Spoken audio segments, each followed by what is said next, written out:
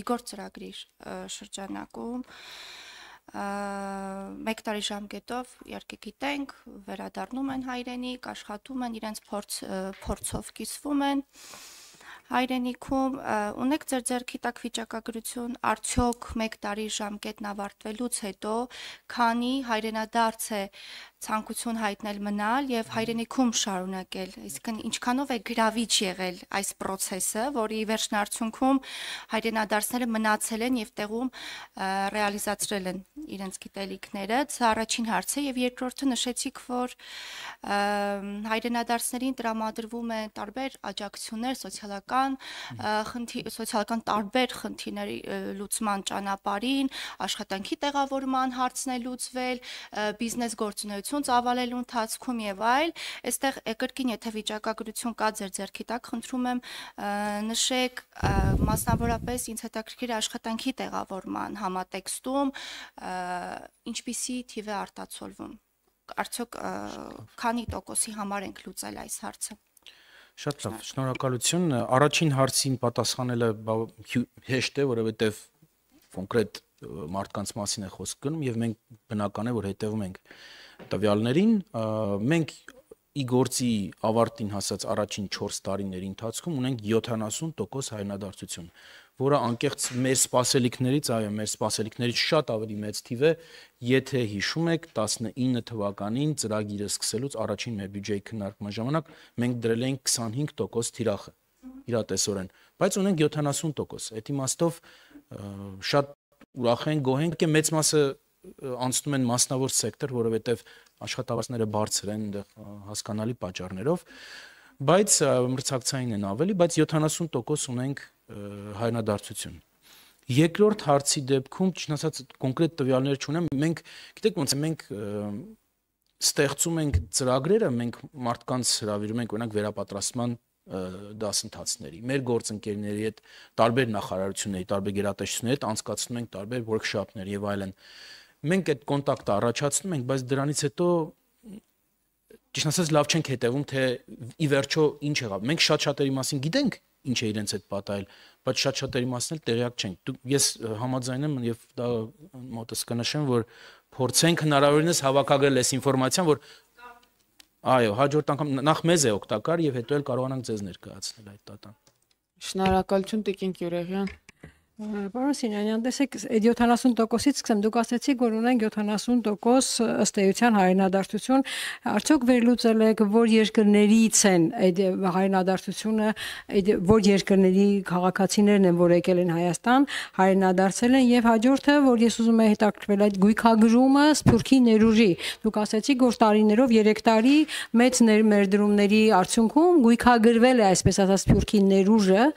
եւ 20 միլիոն էլ հիմա պետք է անընդհատ թարմացնելու այդ գույքագրումը։ Հիմա այդ գույքագրումը հենց այնպես չի արվում է կոնկրետ որոշակի նպատակով։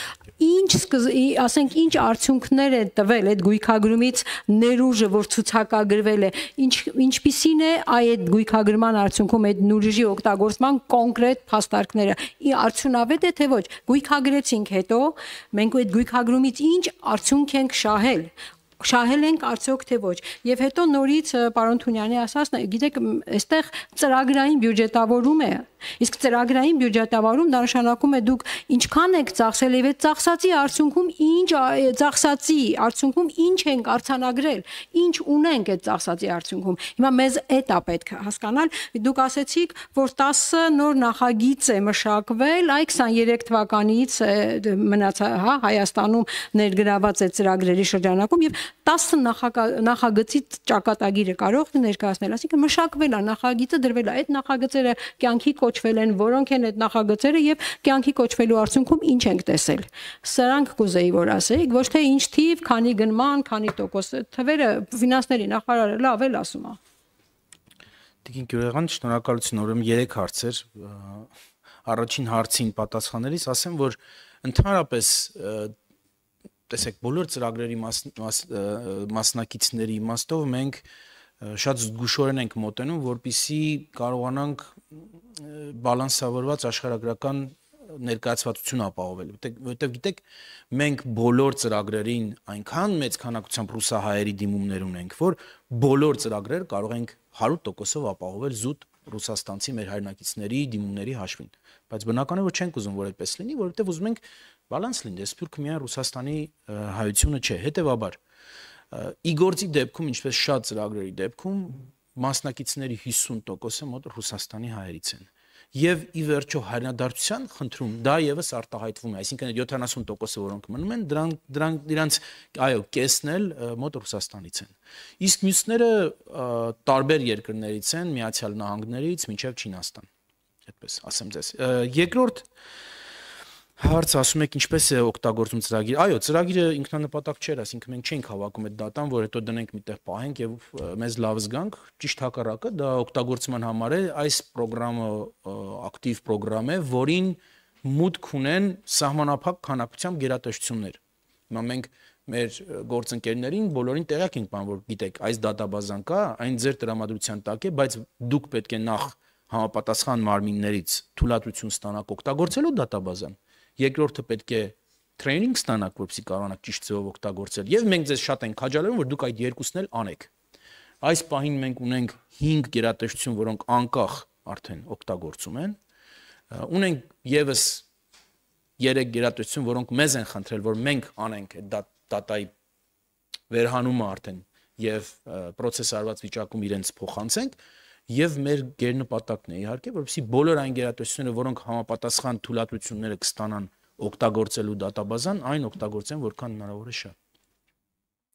Երրորդը, այս ամենաբարդ հարցն է, որը